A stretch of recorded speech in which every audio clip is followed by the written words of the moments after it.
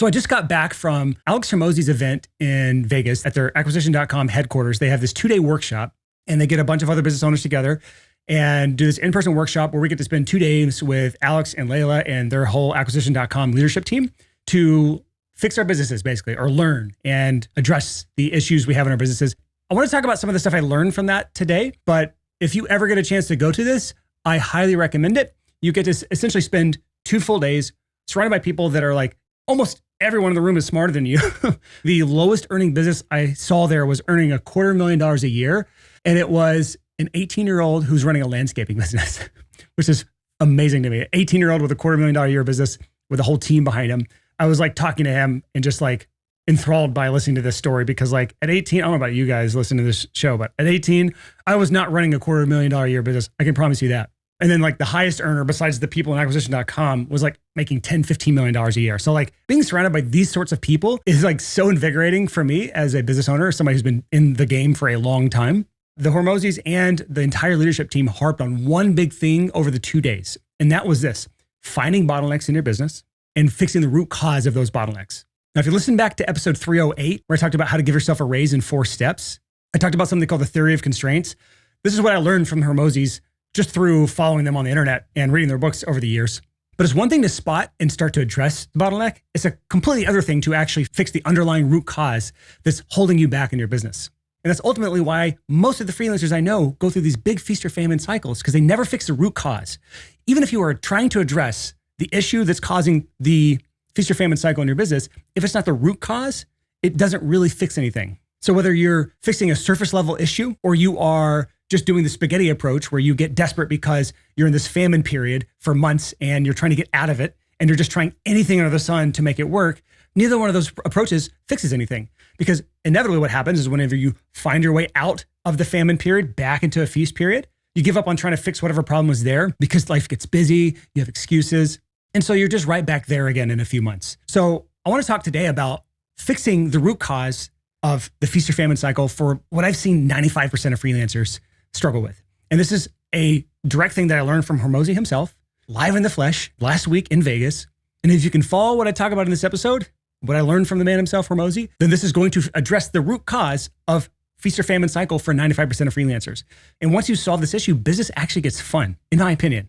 You start this positive feedback loop where you realize that you can spot a problem in your business. You can take steps to address the root cause. You can fix the issue, and then you get to reap the rewards of fixing that issue. And that causes this spiral upwards, this positive feedback loop where now, what else can I fix in my business? This is actually fun now. Again, going back to Alex Hormozi's podcast, it's called The Game because the game of business is perpetual.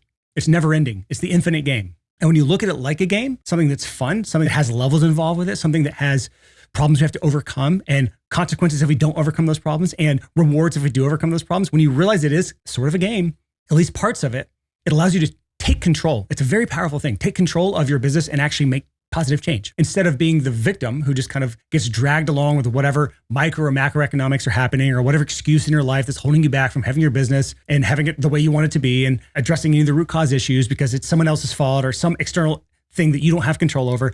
That sounds miserable to me. That sounds powerless. So if you are the type of person who wants to take control, who takes power back in their business and wants to actually win this game of business, which there's no really winning, but there's small wins along the way, and obviously in feast or famine for good, then this episode's for you. If you're new to this show, this podcast is for you if you are a creative freelancer, you offer freelance services, and you want to earn more from your creative skills without selling your soul.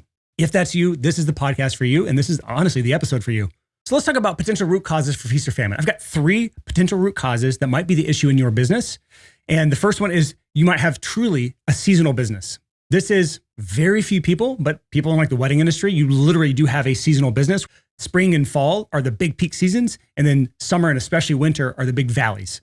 If this is your business, then this isn't your episode for you. In those sorts of businesses, the only thing you can do is just find things to do in the off seasons. That's basically it. Like earlier when I talked about that 18-year-old running the $250,000 a year business doing landscaping, that's a seasonal business. I think he did mulching specifically. That was like even more niche. And 12 weeks a year is the actual work where he's making all that money. The rest of the year, really nothing to do. So in that case, he can expand to other services that are in the fall do raking, in the summer do mowing yards or whatever. He can find things to do in the meantime. That's your option if you are experiencing a true seasonal industry. But for most freelancers, this isn't the issue. The second potential root cause of feast or famine is a retention issue. And when I say retention, it's like how long does a client stay with you? This is especially for recurring revenue or retainer-based freelancers. I had a podcast episode on this back in episode 306, offering recurring subscriptions as a freelancer, the holy grail of freelancing. And then I'll follow that up with episode 307, the 7 pricing strategies for recurring subscription freelance clients. It's a mouthful. Well, in that episode, if you did move to that side, it can create some real stability, but you can still have wild swings in income with feast or famine if you're unable to keep clients on your roster paying you month over month, where let's just say if you have a 10% churn rate, meaning 1 out of 10 clients cancels every month, you can start to see how you're going to have these swings. A recurring subscription-based freelance business only really works if clients stay with you for 7, 8, 9, 10, 12 months, preferably, or more. That's not the issue that I've seen for most freelancers, so I'm not going to talk about that in this episode. The third root cause, what's holding you back and keeping you in this feast or famine cycle, is lack of leads. This is, again, 95% of freelancers. This is the root cause. You don't have enough lead flow. Most freelancers that I've talked to and that I've worked with and I've seen over the years, and it's been hundreds or thousands, most freelancers are only generating 1 to 10 new leads per month. And many people listening to the show right now or watching us on YouTube are likely in that same boat, 1 to 10 new leads a month. And that's actually a really big range. And I've seen most people, they will swing from 10 leads in a month to 1 lead in a month, sometimes even 0 new leads in a month. That's like a 10x swing, a 10 times swing from the lowest month to the highest month, which is really crazy. When I looked at my own business, we generate an average of 1,974 leads every month. The low is over the last year is 1,676 leads. The high over the last year is 2,285 new leads. And that's only a 30% variance from month to month, from the lowest to the highest. And that is one of the reasons why there's stability in this specific business. So when it comes to this lack of leads as the root cause behind your business's feast or famine cycles, I want to talk about what I learned from Alex Hormozi on lead generation specifically, and how freelancers can take advantage of something that we use in our own business to generate that many leads. And that is paid ads. And before you turn this episode off or go watch another YouTube video or whatever, let me just say something. Freelancers have been sleeping on paid ads. And if you need proof of this, Alex Hormozi himself is somebody that you should look to, because he has one of his earlier companies in the acquisition.com portfolio. It's a niche photography studio. And they use paid ads with that business, and they've grown it to over $50 million per year. Think about that for a second. $50 million a year, multiple studios, all relying on paid ads as the number one driver of new leads. And the reason he's been able to do that is because he doesn't have this limiting belief, this false belief in his head that freelancers, photographers, or really any other creative freelance niche, he doesn't have this limiting belief saying that it doesn't work in our industry, right? Every freelancer thinks that this doesn't work in their industry. And then you have people like Alex Hormozi who know how to make paid ads work. They know they should work. And he doesn't have these false beliefs in his head holding him back from even trying. And the result of that is scaling a photography business to $50 million a year. And by the way, the last I heard of this company, they had something like 30 locations that they've opened up since Alex took them on under acquisition.com. So I'm going to talk about what I learned from him when it comes to paid ads and how to actually make these work for you as a freelancer. And the first thing is just learning the basic technical side of the best ads platform in the world by far for freelancers is Meta Ads. Meta Ads is all about demand creation, while things like Google Ads are about demand harvesting. And demand harvesting is more of a commoditized game. I don't want to talk about it on this show. It's not really what we talk about here.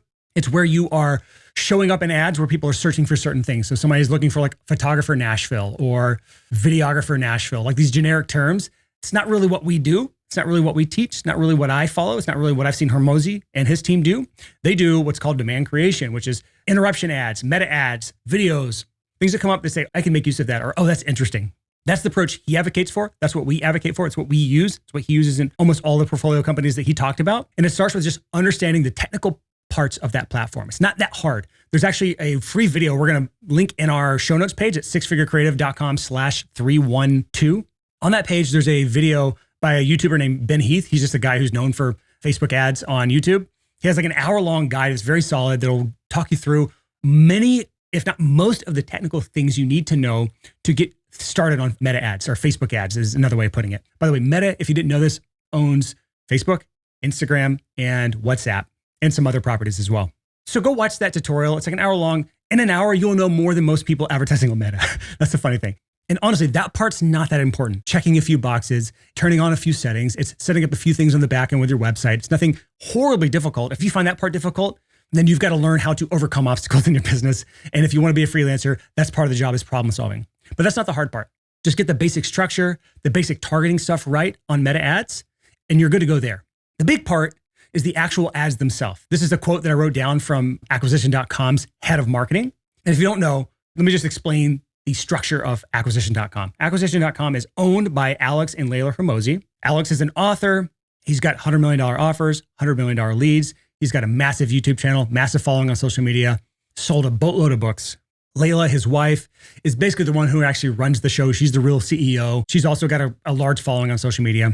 And they have a leadership team underneath them that are like directly reporting to Alex and Leila. They have the head of marketing, head of sales, head of brand or director of brand, and a few other kind of leadership roles that I can't remember. The director of marketing is the guy who's responsible for running all the ads for acquisition.com and managing all the ads for their portfolio companies that are doing $250 million a year. So he's directly responsible for well over $1 million a month in ad spend. So when someone like that says something to me, I tend to pay attention. He spent more money every month than I've probably ever spent in my life on ads. So his quote is this: creative is the new targeting. And what that quote means is the actual creative, the ad you create, the video or image and all the copy or words associated with that, that is now how you target on Meta. Many people I know do no targeting on Meta at all. They do what's called wide open. They will advertise the entire United States or United States, UK, Europe, Australia, New Zealand, Canada. They'll pick kind of like the big 5 or 6 countries, just do wide open targeting and let the ad itself target for them. So when that's the case, all the other stuff doesn't really matter. If people can make profitable ads doing no targeting on Meta and just letting the algorithm on Meta platforms put the ad in front of the right people, which does work, that shows you how much the ad matters. And so when you look at the average business owner's method for putting up new ads on Meta for advertising, this is what the average business owner does. And I'm guilty of this myself. This is what I used to do. I and other people would test 3 to 5 ads to see what works best, take the winner, try to scale it up, get a mediocre ROI, create a few more ads to kind of refresh things, get an even worse ROI, and then give up because it's too hard, it's too expensive, or it's not profitable, or this doesn't work in my industry, or whatever excuse you have. Meanwhile, despite what you're doing, Alex Hormozi is in the background scaling a photography studio, niche photography studio, to $50 million a year because he knows what people like us don't know. So let's talk about what he knows that we don't know, what he's doing that we're not doing. And that is the Hormozi method. Here's how he does it. Test 500 ads to find 1 to 2 golden gooses or golden geese, and then scale the 1 to 2 golden geese to the moon, essentially. Test 500 ads. He's doing 100 times more volume than everyone else. How the hell do you do 500 ads? The way he laid it out last week was actually pretty simple. And I want to cover that in this episode. Now, first of all, Alex recommends video-based ads. And for most freelancers, that involves you standing somewhere, talking to the camera, following kind of the things I'm about to share with you. That works better than images. It works better than generic B-roll. Especially as freelancers, we are the ones the person's going to work with. We have to be the ones showing up on camera to talk about how we can help them or what we can do for them. So that's the caveat here. And that's what he does with his portfolio companies. And that's what I'm going to recommend you do. So there's basically 3 parts of an ad. This is directly from Hormozi. There's the hook, there's the meat, and there's the call to action. The hook is basically what gets someone to stop the scroll on Meta platforms. It's an interruption-based advertising platform. So someone's scrolling through their feed, something catches the eye, a word or a phrase or the first sentence you say or the first line of copy in the post. That is the hook.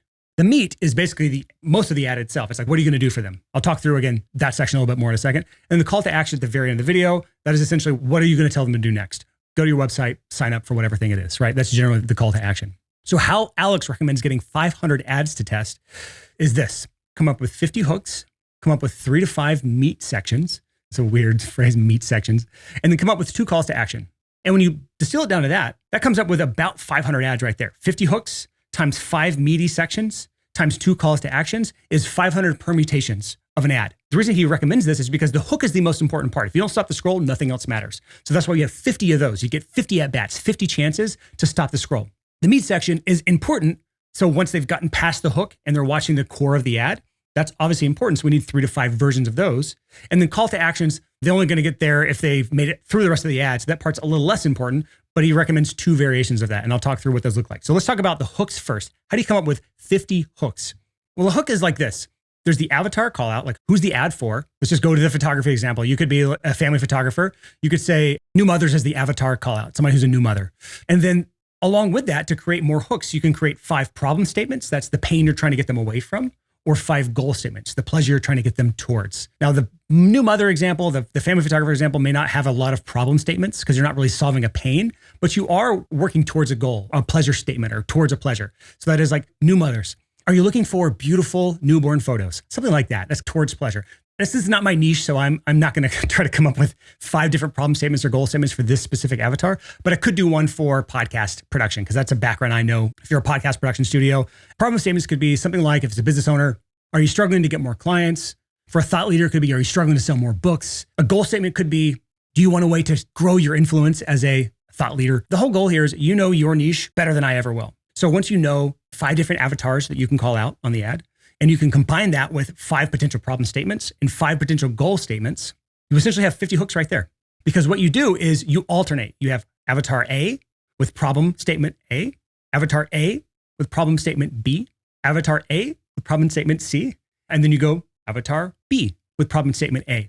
Again, you just are making permutations of this. So 5 avatar callouts multiplied by 5 problem statements is 25 variations. 5 avatar callouts with 5 goal statements is 25 variations. Now you have 50 hooks to test.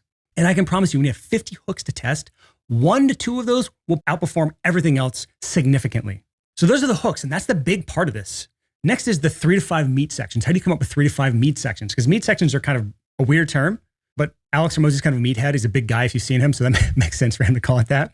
For freelancers, meat sections are basically this. What will you do for them? How will you do it? What's the benefit? And this works whether it's a direct or an indirect ad. A direct ad is where you are directly advertising your services. Indirect ad is where you are advertising a piece of content or a lead magnet or some other piece of value that will eventually lead to offering your services. So for lead magnet, it might be, what would the lead magnet do for them? How would the lead magnet help them? What's the benefit of the lead magnet? Things like that. And you can come up with a couple variations of this, 3 to 5 variations to look at your service as a whole, the value you provide, how you can help. There's several different ways you can kind of position your service. One variation could be just talking through the process you take your clients through. One variation could be all the deliverables you can help them with. One variation could be focusing on any sort of guarantees you might have around your offer as a freelancer. But that's the meat section, 3 to 5 of those. And then the last is 2 call to actions. And these are really easy to do. One is a soft CTA, one is a hard CTA. A soft CTA is like, if that sounds interesting to you, click the button on this video, and on that page, you can fill out a short application and see if this is a good fit for you, something like that. Or on that page, you can book a call and we can have a quick conversation just to see if this is a good fit for you. That's like a soft call to action. A hard call to action is, if that sounds like good to you, then I encourage you, take this seriously. The longer you wait to launch your podcast, or the longer you wait for your newborn to take the photos, it could eventually be too late. There's some sort of consequence you're really going to harp on the hard call to action, where you're going to make sure they understand the consequences of not taking action quickly. And you're going to really like push that hard. The reason that there's a soft versus hard is some people are really bad at hard pitches or hard call to actions at the end of things. So you can really mess that up and just get a bunch of negative comments on your ads. And the soft call to action, it's not as effective long-term, but it's a lot easier for most people to do. But it's worth testing both just to see which one works better for you. But when you've created 50 hooks, 3 to 5 meat sections, and 2 calls to actions, you have hundreds of ad variations at that point. So from there, you don't have to do anything with all 500 of those yet. You just have them captured, recorded, organized, easily labeled, so that you can, every couple of weeks while you're running ads, put a few new variations together. It might be that you test 3 to 5 a week or 10 every other week, something like that. But you constantly have new, fresh ads to test. And their marketing director told me 10 to 40% of your ad budget should be on testing new ads. And he said on lower ad spends, it's closer to that 40%. On higher ad spends, it's closer to that 10%. For him, a low ad spend is tens of thousands a month. So for most freelancers, you'll likely want to keep 40 to 50% of your budget on testing constantly, and the other 50% is on scaling and continuously bringing new leads in for you. The rest of your existence on paid ads is to just beat the control, meaning when you launch those first ads, whatever the best one is, you leave that on, you continuously test, and you find a new winner. And you put the new winner in there, and you will continuously test every week and put the new winner in there. You're always trying to beat the control, the one that's performing the best at the lowest cost per lead for you. And over time, you'll learn to drive the ad costs down because your messaging is better. You find the winners. You can take the winners and refilm them all in a more coherent way. Because sometimes when you make these variations this way, where you're like putting permutations of things together, it may not flow as well as it could if you just shot the whole thing from the beginning. But all these things come together to solve, again, that root cause issue that 95% of freelancers have, and that's lack of lead generation.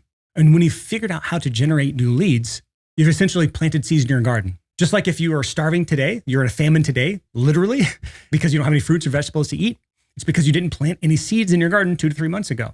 So as freelancers, we need to continuously be planting seeds in our garden so that we can harvest them months down the road. So a lot of times when people are doing paid ads, they don't realize that leads you paid for today may not become clients till 2 to 3 months from now. You need to have really good tracking in place to know where those leads came from, when they signed up on your email list, what the value of those turned into long-term. So this can get technically difficult for some people, but it's worth the effort. Now, if you want some help with this, we are happy to help you out to see if this is a good fit. We actually just rolled out a new guarantee with our coaching program. We will guarantee 100 leads for your business in the next 90 days, or you pay us nothing.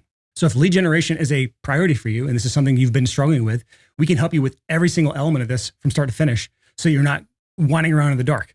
It's not as difficult as many people think it is, but it can be useful to have some help. So if you feel like you need some help, you are more than welcome to apply to see if this is a good fit for you. Just go to sixfigurecreative.com/coaching. Once you apply for that, if it's a good fit, we'll have a conversation with you. We'll chat about the whole thing, see if it still makes sense. We will create an entire client acquisition strategy for you from scratch, a customized one for you specifically. If you don't love it, we part ways. No skin off either of our backs. We just part ways, because if we can't agree on a plan together, then we shouldn't work together. Once you approve that plan, we will work with you over the next 60, 90 days to start generating leads. And again, if you can't generate 100 leads based on what we work with you on, then we'll refund you. And then we continue to work with you to turn those leads into at least $10,000 worth of new clients. And if we can't do that, we will keep working with you for free until you do. So if that sounds interesting, just go to sixfigurecreative.com/coaching to learn more and apply. So that is all I have for you on this episode. Wonderful trip to Vegas. I'll actually be back again in September for another 2 days, and I'll have more that I learned from that trip as well. So thanks so much for making it all the way to the end. See you next week on the Six Figure Creative Podcast.